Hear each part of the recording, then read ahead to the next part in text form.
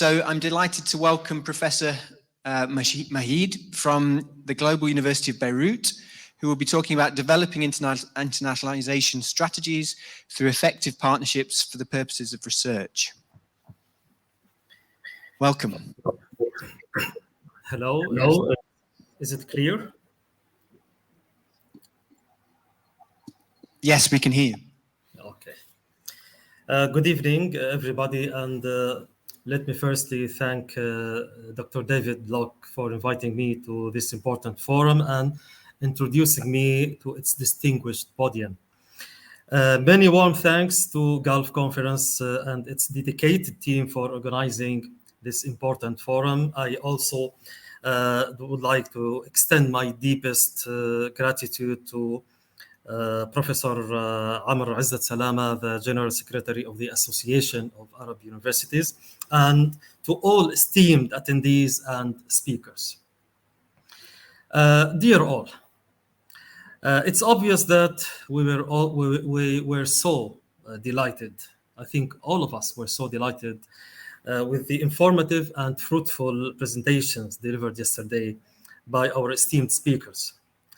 I think it's clear now for all of us that we need to establish a new vision, a new strategic vision, and proposals in developing our academic system, especially in our Arab universities after the COVID pandemic.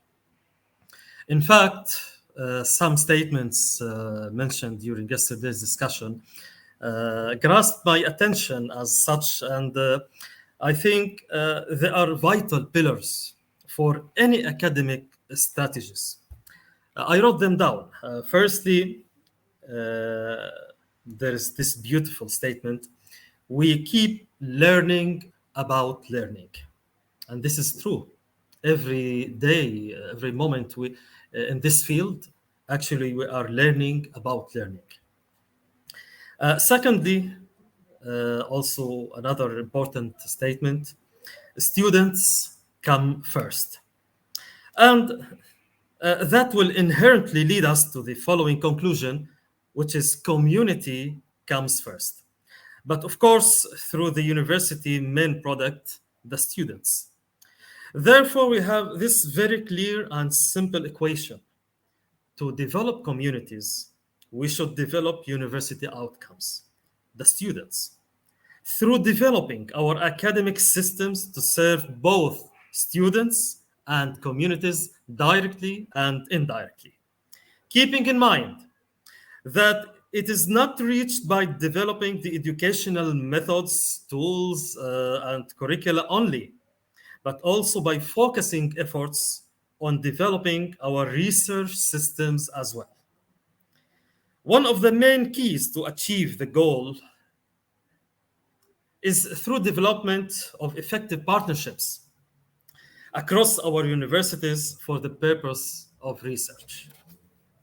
And now let me skip directly to address two major issues facing the academic researchers in our Arab universities, and both of which deals with problems in sharing knowledge.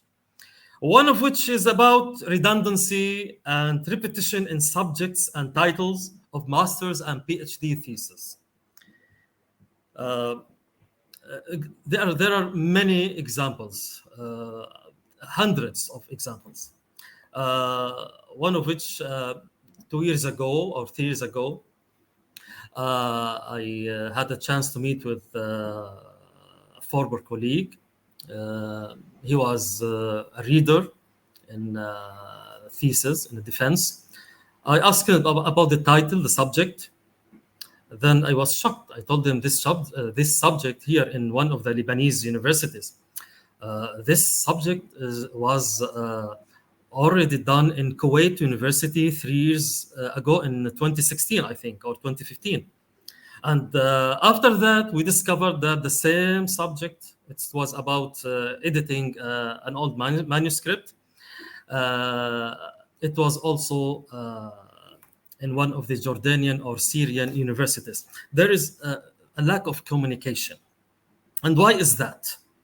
The answer would be the absence of true collaboration and cooperation among universities. We, as head of departments, higher studies committee members, research advisors, and thesis readers, we suffered from this issue since last century, and we are still facing it.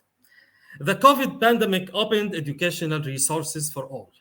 However, there are some individual attempts to establish academic platforms for academic researches, papers, journals, and theses. Yet, they are considered poor, slow, and not comprehensive at all. In addition, they are not free access platforms. Rather, they are fee driven. Academic researchers in the Arab region need an effective, solid, freely, and easily accessed educational platform, such as academia.edu, for example. And also, they need a strong academic search engine, such as Google Scholar, for example, especially for books and papers published in the Arabic language. And this is, in fact, this is a great problem we're facing it. I believe that honest partnerships across our universities under the patronage of the Association of Arab Universities would be able to establish this targeted platform and makes our dream come true. This is the first essential issue we're facing. The second one is the one concerns university libraries and the obstacles and difficulties facing both students and researchers benefiting from its services. Students from small universities, they usually face these problems. A student from small universities in the same country may not be able to benefit easily from libraries in big universities. Actually, some of these libraries would be described as gatekeeping. Why is that? Digging deeply, you can find some reasons, but one reason is due to inflexibility in bureaucratic regulations and rules that really makes their life and researchers' life difficult.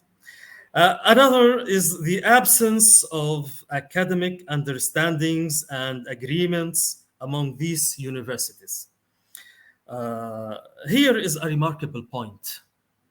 We should notice that. If this is the case in the same country, can we imagine the situation across universities in the Arab world? It's a great challenge. Really, it's a great challenge, especially after the pandemic and the new age of online processes and open access platforms. I believe that directing our university libraries under the supervision of the Association of Arab Universities again to open its sources for students and researchers with academic accounts, not from the industry fields if they are afraid of something, students from the academic account, is a very important strategic move that serves the purpose of developing both education and scientific research. Finally, we can conclude that the world underwent great challenge and great changes during and after the COVID pandemic. And educational needs are increasing day after day. So let us remember that our destination is the community. Our target, our golden target, is the student, and our key to achieve that is the development of research and support of academic researchers. Thank you, everyone, so much for listening. I appreciate your time, and I hope that it was clear. Thank you again. Thank you so much, Professor. I think it's a really, really interesting time that during the pandemic, our societies are kind of re-evaluating or looking at the role of our universities, the value of them, the role they play in society.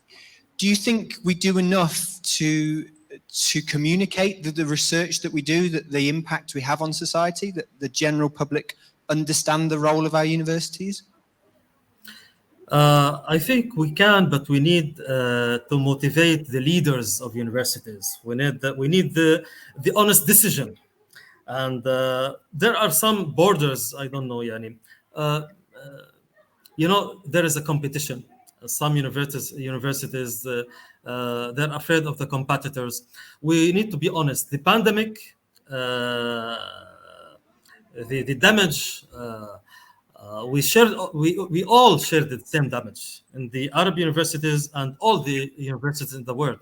So we are on the same ship. We need to put our hands together and to have an honest partnership, because the world is getting like a small village, and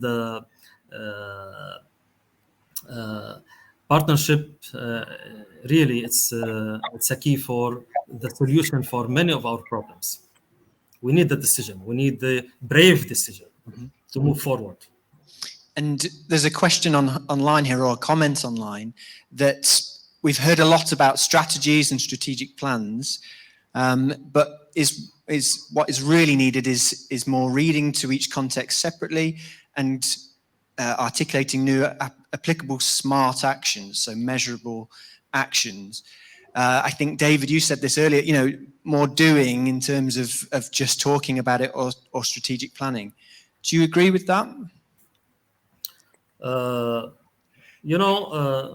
There's a difference between the tactics and the strategic. When we talk in the strategic level, we are trying to figure out the problems, and before planning, before the action plan, we should have a unified vision and diagnose for the problems. Of course, after that we move forward to the action plan and to the tactics in the daily operations. Yeah. Mm-hmm. And before I open it up to the room, you talked about access to academic search engines and free platforms across the world where researchers can come together. And you named a few of those platforms that exist, but do you feel that that's too fragmented, that it needs to be a single source and a single effort? I just mentioned them as examples for international experiences. We have lack in the Arab world for such examples. We need to unify our efforts to have at least some platform that can serve our ambitions. Okay, thank you. Any questions from the room?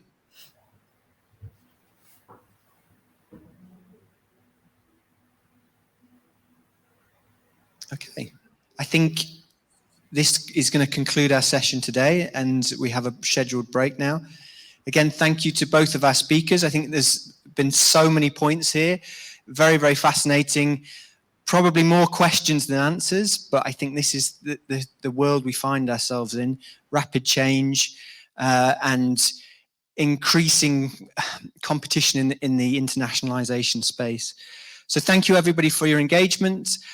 We now have a break before the final session, or session 8 of the day, will be starting, which is responding to the challenges and opportunities. Thank you so much.